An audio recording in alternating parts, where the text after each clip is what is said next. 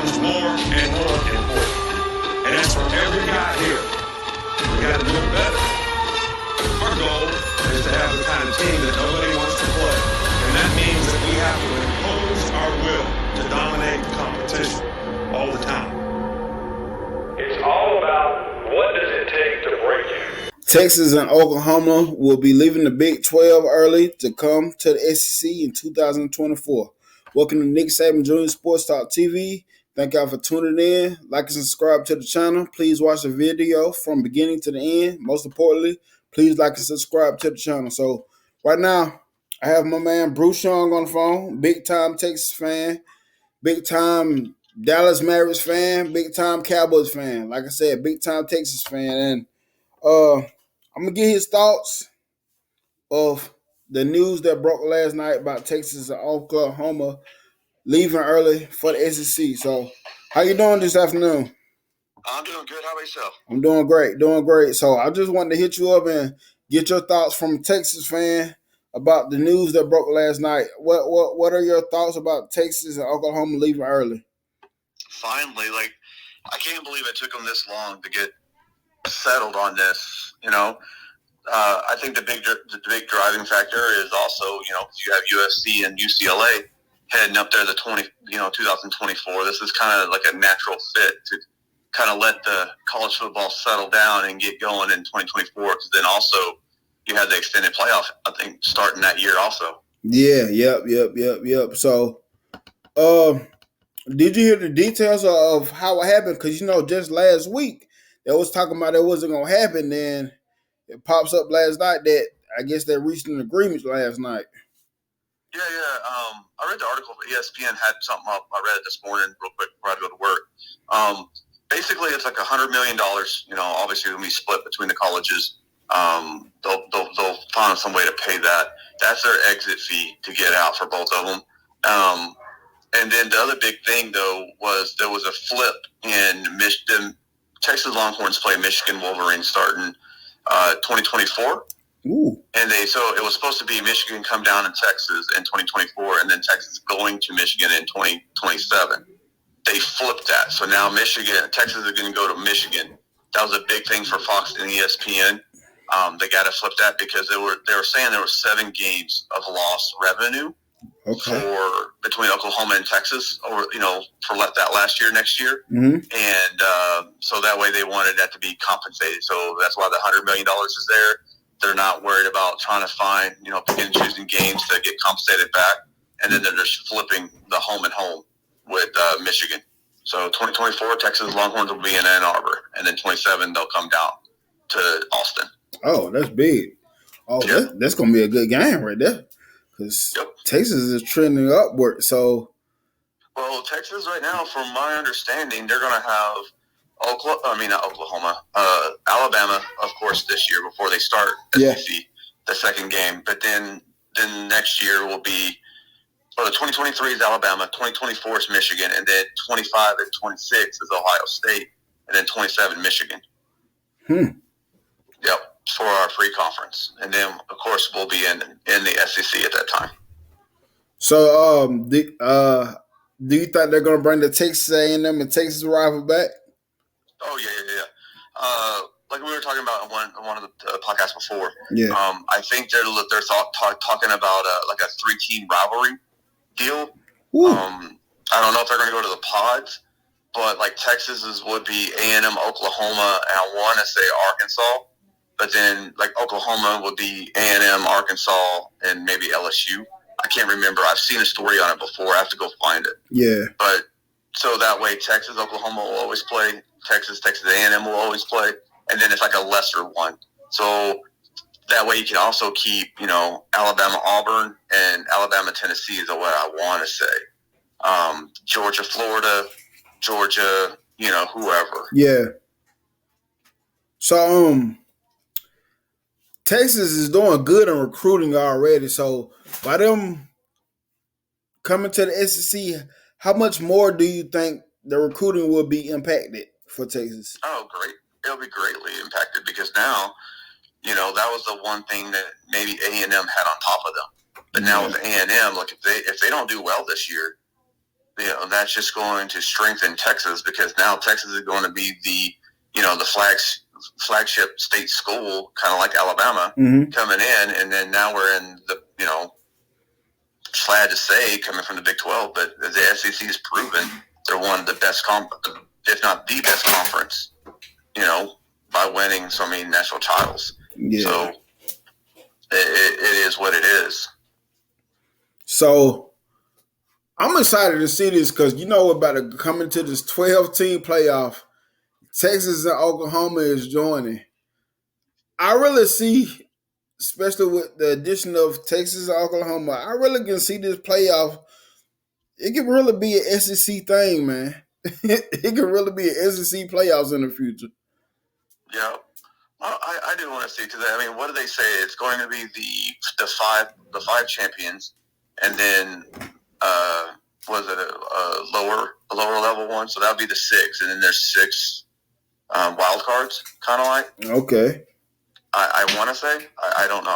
I'll have to go look it up, but I want to say it's the 5 conference champions, one of the MAC, WAC, whoever that higher ranked seed is, as long as they're in the top 16 or something, and then from there it'll be the 6 wild cards, which will be a thing to go off a rank by that time. Okay, so in addition to those questions, since the last time I talked to you about Texas, y'all picked up A.D. Mitchell. How do you feel A.D. Mitchell will plan out for Texas if healthy, if he stays healthy? Yeah, it's going to be great. I think so. It's like you said, health. Yeah. So much with, it's just going to be, that's because that's what Winnington was about, He came in as a 4-star at Carthage, and we thought that was going to be a great, wide receiver running back for us. And, who knows at that point? Yeah. Because it could happen even this one. If what's his name, Baxter gets hurt. Yeah, exactly. Because I think he's going to be able to be starting. So. Yeah, that dude is the real deal. So, I seen something about 247 Sports that put out quarterback battles to watch for in the spring, and one that kind of interests me was the Quinn Ewers versus Archie Manning. Do you think that'll be a true battle, or do you think Quinn Ewers is going to be hands down the starter? I think he's going to be the starter, but just like anything else with Sarkisian, he's not going to. What's good about him, is because he could be like, "Hey, Cedric Baxter, sit back. We have these 2, guys that were doing good for us next year." But he doesn't do that. And so if Arch Manning comes in and he has to blow away Quinn Ewers. Yeah. In spring game, in the spring practices, and in fall, in scrimmages, he has to blow him away. Yeah. If he doesn't, then it's going to be Quinn Ewers' job. If it's close, he'll go with the experience. He's shown that he with there in Alabama, when he has a choice of two good quarterbacks, he'll go with experience. Yeah. The only time he didn't do that was when he had Hudson Carr and Casey Thompson, and he went with Hudson Carr, but then quickly pulled the rug and put Casey Thompson in last year or the year before. Yeah. So I think it's going to be Quinn Ewers, but I don't think it's a joke that Archie Manning has a chance, because he's going to have it open because he wants everybody to battle for a job. Yeah, because I did a video on it, and I brought up, Quinn Ewers was trending downward towards the end of the season, but I did try to tell people to remember that he actually is supposed to be like a sophomore. A freshman, So I think that still plays a part in his development, and I think, like you just said, I think he will get the starting job, but I think it'll be a competition, but I think it'll be the best for Quinn Ewers, because I believe this is that competition to elevate Quinn Ewers to be the best him right now, and he has the experience on top of that. So, oh yeah, and that's what I like about it. he's in, and it's the same thing with Saban. The best player plays, and he doesn't care. Most times, because usually his best players will come and they know, and so they'll produce. Yes. So they won't be, going back. Usually, if a best player doesn't have the heart or want to compete, then they'll transfer out and they'll go somewhere else. That's why, most of the time the transfers don't hurt Alabama a lot, because it's usually the kids that don't have the heart to fight. Yeah, that's true. That's true. So, about to end this thing, do you have anything else you want to say before we get off? No, man. I'm looking forward to joining the SEC. I'm waiting to see. I mean, I think Texas is definitely recruiting to fight, so they're building up their lines. We did it again this year, and then with us going into the SEC, it's just going to bring more talent this way. One more thing. Early prediction on Texas versus Alabama. What's up? Way too early predictions right now on Alabama versus Texas this year. I think it's going to be Texas. Okay. I do. It's going to go up into Alabama, but I think you losing Bryce Young is going to be too much for this year. Yeah. It being your second game, like maybe if the new quarterback he's supposed to be a high star quarterback, but then at the same time, he's going to have one game, and it's going to be a cupcake game under his belt, and then you're going to have Kozlowski's defense coming at him, kind of like what he did Bryce Young. Yeah. And this guy's probably not going to be able to do it now. I think it'll be a close game, but I think Texas pulls it out this year. Okay.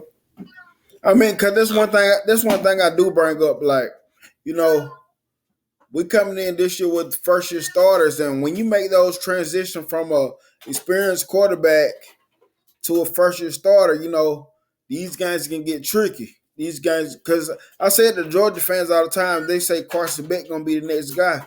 I said, honestly, I think he can be the best guy, but when you're making that quarterback transition, you really don't know, because one of the things they always throw up, he has the arm. Listen, I've seen plenty of quarterbacks that has the arm talent, all that, but when they get in that game time pressure, you really don't know how they're gonna work out. And I've seen some quarterbacks fall under that pressure, and I think that's gonna be maybe one of the things that work. That's why I say that could be an issue for us this year, because we don't know how it's going to work out.